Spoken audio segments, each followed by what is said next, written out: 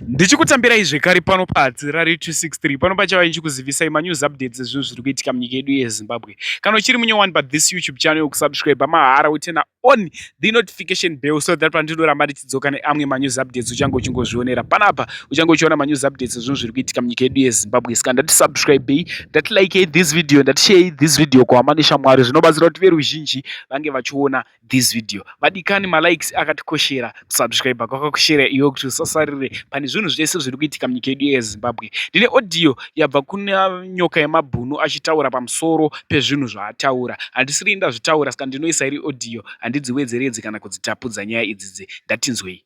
Ngatibudei tipinde mumarodzi, ngatibudei tipinde mumarodzi. Motikari dzinotiwana in the way, dzinotiwanira mumarodhi. Hapana motikari kuzotakura munhu pamba pomunhu. Ngatipinde tipinde tifambe, tange kufamba tiri mumarodzi, mota dzichauya dzichititakura marodzi imomo dzichitongotisiyawo padzinotisiya. Ngatipinde mumarodzi takawanda, ngatipinde mumarodzi takawanda. Time is going. Aenda Emerson Mnangagwa uya aendawo. Nhasi anorara aenda, akasaenda nhasi mangwana taakunosangana pamaZimbabwe grounds, mangwana taakunosangana pamaZimbabwe grounds. Ndo nhandare yemudzimu iyoyo, ndo patichasumuka tichienda kumba kwake. Ngatifambe, ngatipinde mumarodzi mangwana ano. Please share the audio, share the audio everywhere. Vanhu ngatichipinde mumarodhi tange kufamba, ngatipinde mumarodhi tange kufamba. Munhu wese ngaabude. Zvokutuma vana vechikoro kuenda kuchikoro, chenjerai, tiri kurova, tisi kuita zvokutamba. Regedzai vana vagare kumba. Mapiwa mukana wokugadzirisa nyika yenu nhasi. Mapiwa mukana wokugadzirisa nyika yenyu nhasi. Mapiwa mukana wokugadzirisa maelection enyu akabiwa nhasi. Handitika? Hapana musoja ari kurova munhu. I know izvozvo hakuna zvakadaro. Masoja ari kutoti pindai munzira mende munodemonstrata. Hakuna musoja ari kuzombofa akarova munhu. Imimi pindai munzira mende munodemonstrata. Mawana mukana wokuti mudemonstrate, mawana zuva rekuti mugadzirise matambudziko enyu, muende munogadzirisa matambudziko enyu. Ndimukai taizve kundimuka, ngatindimukei tipinde mutauni, ngatindimukei tipedze nenhawi. Masoja haasi kuzombofa akarova munhu. Mark my words. Masoja haasi kuzombofa akarova munhu. Ade mazvinzwisa. Pindai murodhi. Masoja ari kuritivi rwenyu, pindai murodhi. Budai kwese kwamuri mpinde murodhi. This is the time now yekuti mugadzirise matambudziko amaisangana nawo, kuti mudimande election yenyu yakabiwa, kuti mudimande upenyu hwenyu nhasi, kuti mugadzirise future yevana venyu, mugadzirise payment enyu imimi, mugadzirise upenyu hwevana venyu. Ngatibudei. Ndinotenderana navo comrade vekublawa yavo vataura kuti vachivenga vanongozongoda havo kuzodzwa nyaya even nepavanenge vasiri involved. Iwe iye temu riri kutaura zvekwachiyadzwa iro. Chiyadzwa Diamond munhu aive in charge nembada Chiyadzwa Diamond uko kwaive namai Mujuru ndo vakaluta Diamond rekwachiyadzwa. It has nothing whatsoever to do with VP Chiwenga. And mbada Diamond CEO wayo ndi uyo akazonoita CEO kuPax uyo, ndobva abviswa mangwanya, ndobva azobviswa kuPax. Iye zvinezvi ndiye director kuCIO. Andi muri kuona syndicate yacho kufamba kwacho nemafambiro anoichiita. Ndo timu rakaluta kuDiamond irorero. Ndo same timu raifacilitata futi kurohwa nekutengeswa kwenyanga zvepembereri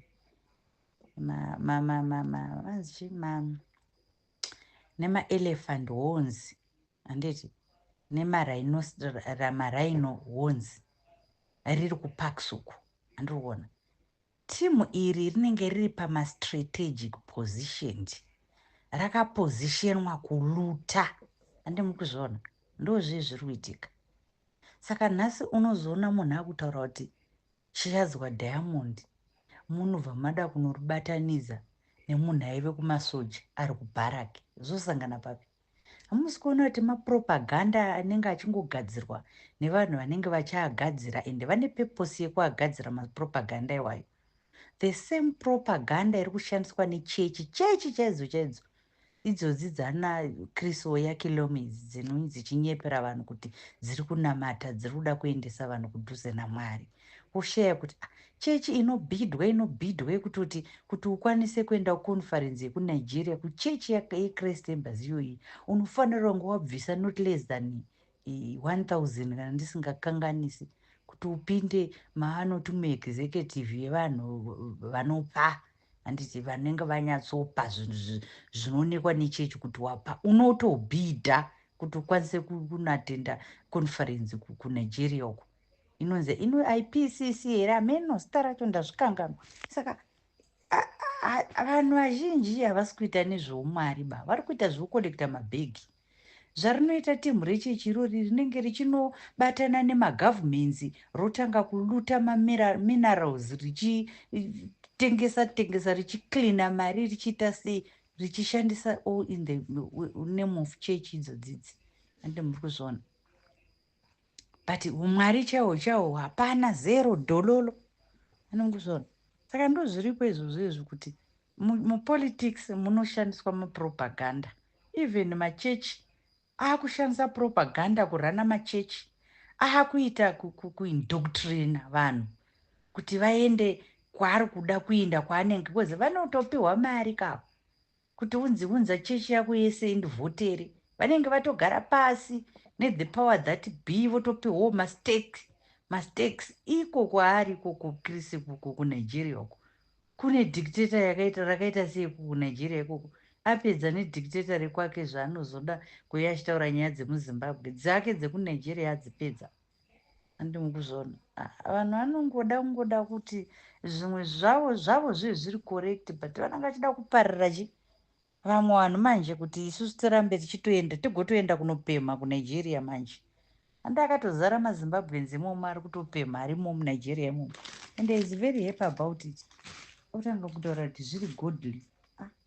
What is godly about vanhu vanoluta mari vachitora magoridhe vachiacleana vachiatengesa vachiita impoverish vanhu vavo? Umwari here iwowo?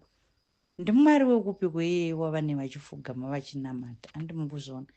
Saka zvimwe zvinhu zvacho hatingambozviteedzeri zvokuti munongoti machechi akungogadzirwa angowandisa machechi, mamwe aMwari mamwe asiri aMwari, mamwe emasatanist anenge achimasquerada ezi Mwari. Saka zvayo zvakungonetsa izvi. Saka at the end of the day chokwadi ndechekuti dzimwe nyaya dzinogadzirwa dzinenge dzisina kana origin, but dziye dzakangohenga mumhepo simply because inyaya dzinenge dzingoriwo nyaya dzagadzirwa semapropaganda. But dzimwe nyaya dziri kutoonekwa dzekuti tiri kunyatsoziva kuti Wikini Uchivhayo akapiwa gwanda solar project handiti ye15 million, akapiwa 500,000 upfront. Haana kuisa kana kapaneo kana kahwane kana kekuvhara zvake kana bodzi kana ndobvangotora 500,000 yese mvarova kuti po ndo yatoziva.